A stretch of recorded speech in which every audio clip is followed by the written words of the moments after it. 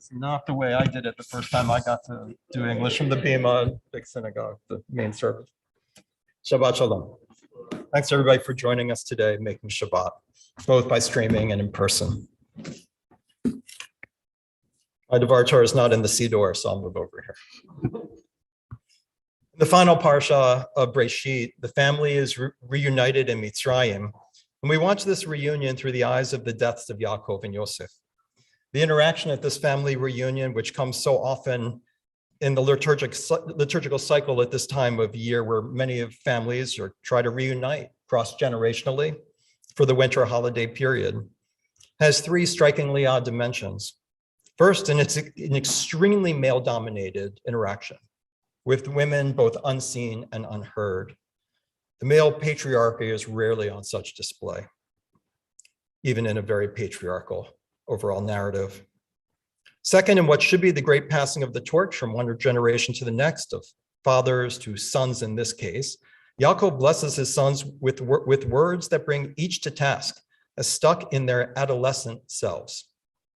Whether it's Yosef's popularity with the girls, or Reuben's literal Oedipus complex, Shimon and Levi's preoccupation with weapons, so timely, viewed as an adolescent here preoccupation.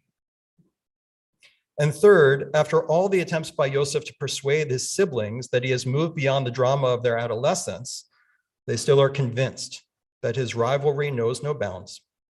They're still stuck in the past, and they lie to him about their father's final words, convinced that Yosef's smiles hide his desire to see them done in and killed. Patriarchy on display, not a holy picture, the transmission from father to sons disrupted, and a sibling-adolescent relationship persisting through adult male life. There are lots of ways to read. I mean, I'm not just saying there's only one way to read any of this. I never am.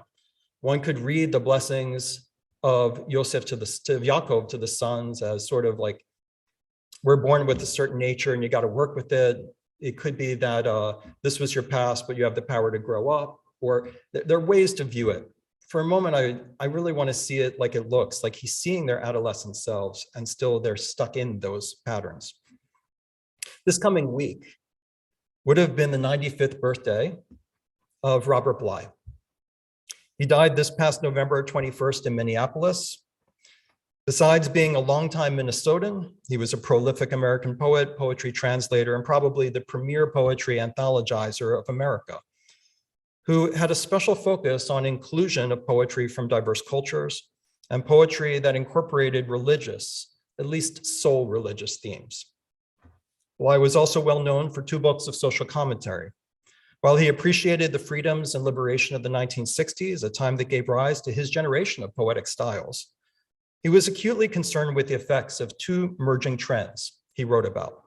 One, the American government's increasing abandonment of the poor and the middle class and future generations to favor capitalism and to go into deficits, and his generation's increasing identification of self-gratification and self-centeredness with freedom, individualism, and ironically, rebellion. Ironic, since capitalism likes people who want what they want when they want it, especially when it's new and different from their parents, and especially what they want when all their peers are now wanting. So it's a welcome form of rebellion against capitalism by capitalism. For what it's worth, Dostoevsky predicted all of this. That's a different sermon. The first book, Iron John, argued that American society lacked what almost every other human society always had, a rite of passage for adolescence, a transition period from childhood to adulthood, celebrated, ritualized, and taken seriously. A rite of passage serves a vital practical and mythological purpose. It's transition for a child to adulthood through a challenging ritual in which the child is brought into the secrets, as Bly said, of the tribal values of wise elders. While the ritual, whether a swimming ritual or a tribal dance or a bat mitzvah, it's difficult. And the child is shown they are able to face, master, and enter the world of adults, where they will gain a great treasure, the responsibility of eventually becoming an elder themselves, someone able to handle life's trials and tribulations, someone whose reward is the satisfaction of being wise and kind and sensitively feeling and nourishing and nurturing, and upholding the highest values and virtues of the inherited values of the tribe, which is what being a true grown-up means. And being grown up is its own reward. And then passing that dignity and inherited knowledge on and helping others through the process. The book argued that the lack of a rite of passage in our society meant that we don't value growing up. We're skeptical of tradition and of virtue, of the possibility of gratification and being a good adult, one who embraces wisdom, listening, guiding, reading, managing adversity, and more than anything, being nurturing. We idolize retaining adolescent qualities throughout life. He predicted this a long time ago. He said, we show it through our fascination with performative ethics. That is, saying this is his stuff, saying one is a radical or iconoclast is itself the revolution because I said so, or I attended a rally, or I signed a petition. Rather than action, policy, society change. And another adolescent quality, skepticism that there's wisdom in what is inherited, as it is only to be found, wisdom is only to be found in the disruptive. Though the book Iron John is often remembered as a men's movement book, and that sounds suspicious, that was somehow arguing for a dangerous preservation of patriarchy, actually Bly argued that the American patriarchy that dominated America in the 1950s was a hollow patriarchy, one in which masculinity was defined as aloofness, not maturity, and one that depended on exploiting women. If the man went to work, then he was free. He didn't need to interact with children. That was a woman's job. And so a generation of children, he argued, grew up emotionally absent fathers. We wonder where Jacob was. Remember, we started this Joseph saga several weeks ago. Jacob didn't seem to be around the sons as they played and bullied each other. Seemed to, when it was time for Joseph to be raised, he sent him out with his brothers. They'll raise him, right? By being in the group of the other boys. Didn't seem to have a conversation with him. And further than that, Bly identified masculinity with deep feeling of one's emotions, of holding strength and sensitivity as intertwined. The rabbis in the Talmud are often crying. And in this parsha, we have the breakthrough. The men crying repeatedly, as Lonnie noted. The greatest virtue of masculinity argued is nurturing. Think Pa in Little House of the Prairie. Hours of time spent with children, of crying and of feeling themselves, of showing them little invitations into what life as an adult is like, how you feel it, how you manage it, that it's going to be okay. Not assigning this to mothers, but sharing it with them. That was the main argument of Iron John. And in his second book, The Sibling Society, here with the siblings all gathered around their father, he argued that again, claiming that America's abandonment of the poor and middle class forced both mothers and fathers to work. And so now women were doubly damned. They were told to work their shifts, often at weird times of the day, still faced husbands who left them to nurture children, not just to take care of them physically, but the spiritual and emotional parts, the long conversations, the how does the adult world work, the teaching and the guiding. He writes in The Sibling Society the following: dignified adult life with its heights and its depths protected by wisely kept secrets once attracted children in such a way that they wanted to become adults. Now they see incoherent emptiness and chaos. The Sibling Society does not effectively protect even those children who are parented. The media are given full access to childhood privacy. Children are asked to digest things even adults find indigestible. Talk shows tell all the secrets before the child has learned to trust life or accumulate meaning and value. More and more children now are to shift from being small players in the family drama and a national life, which they were in the 19th century, to now becoming the stars. We see it in the increased presence of children in the Olympics, in fashion, in modeling, and in celebrity. He writes, children need an elaborated language in order for their brain development to occur. And one way to achieve the elaborated language is through hours and hours of conversation with adults, not with each other.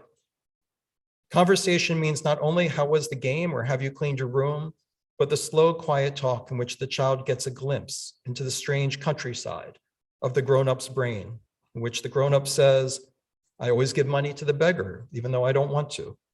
Or the test of a culture is a decent provision for the poor. Or my problem with the pirate, even though you like them, is the pirates lack empathy.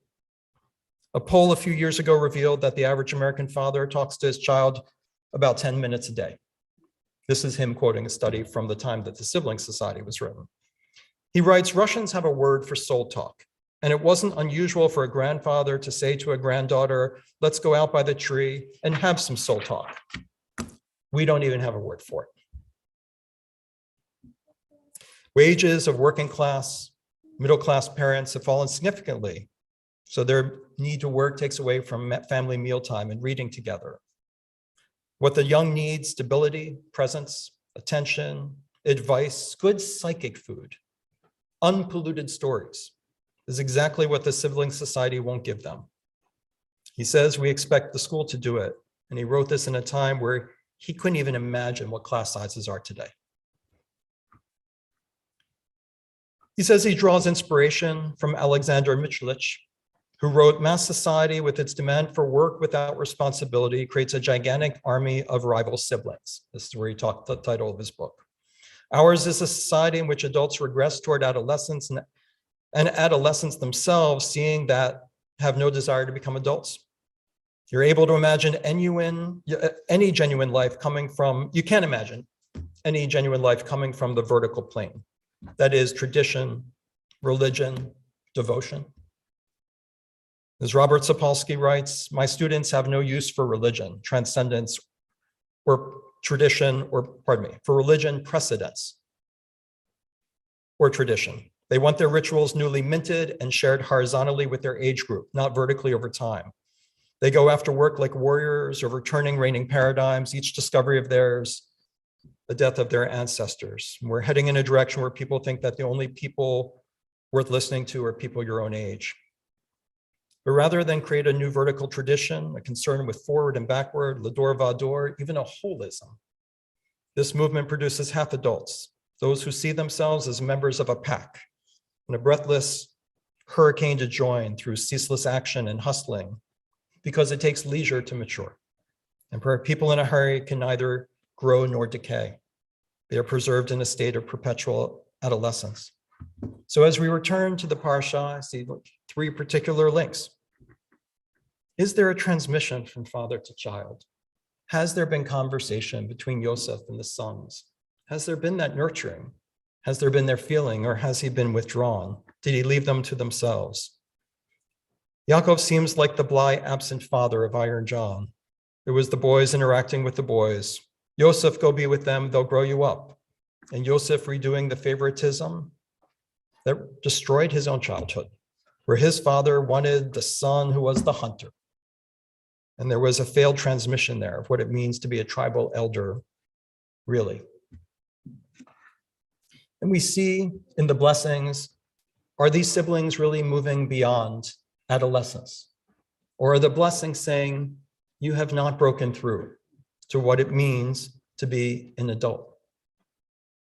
To be clear, Bly's prescription, and this is the 3rd point, is for a kind of masculinity, regardless of what organs you were born with, but an embrace of masculinity that is caring and nurturing and patient. And it's interesting because it almost matches exactly what the virtue that the rabbis draw from this parasha, and this week discussed by Ilana Kirshen in her Devar Torah. You see repeatedly, have I drawn favor in your eyes? Or throughout Genesis, if I've drawn favor in your eyes, then please do this. If I've drawn favor, chen, if I've drawn chen in your eyes, from this, the root of Yochanan, chen, grace.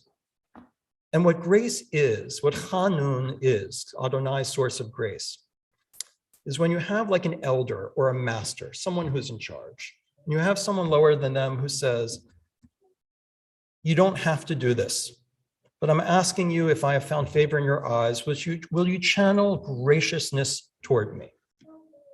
And this is what the burials, the attribute and virtue that comes from the burials. If I have found favor in your eyes, will you bury me in the tomb of Machpelah? Right? If I found favor in your eyes, will you carry me there? Which shows you don't have to do this. I know when I die, the rabbis say, you guys will do what you want. but will you do this selfless act for me, even though I'll never be able to repay you? So they use that as the virtue of chen, of chanun, of graciousness, of grace, passing it on. And they actually see that Moses carrying the bones, their bones to Israel, produces a paid forward action where that graciousness of one older generation, of one generation to another, leads to God's favor upon us all. Maybe this parasha is meant to lead to what we start reading this afternoon, which is a story of men squabbling with each other and men perpetuating the order, while women take over and defy Pharaoh's orders and raise Moses in their values. Shabbat Shalom. Service continues with Musaf